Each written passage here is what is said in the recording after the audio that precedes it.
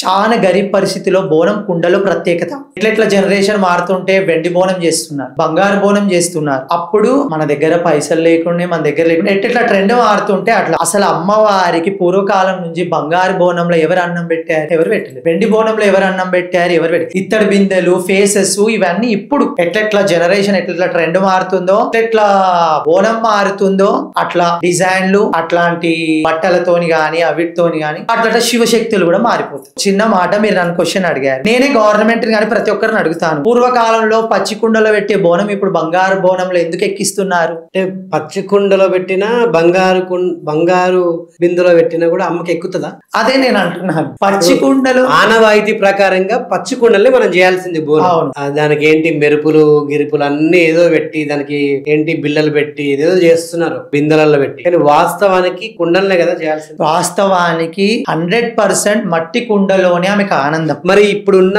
జోగిని శివశక్తులు మట్టి కుండలో కాకుండా ఎందుకు బిందెలో చేస్తున్నారు బోనం? ట్రెండ్ మారిపోయి ట్రెండ్ మారితే వాళ్ళు అట్లా మారుతున్నారు. రేపటి రోజున ట్రెండ్ మారిందని చీరలు పక్కన పెట్టేసి పాయింట్ షర్ట్లు వేసుకొని బోనం ఎత్తుకుంటారండి. అది కాకపోతే అప్పుడు ట్రెండ్ అంటారేమో. ట్రెండ్ ఇది రిస్ట్రిక్ట్స్.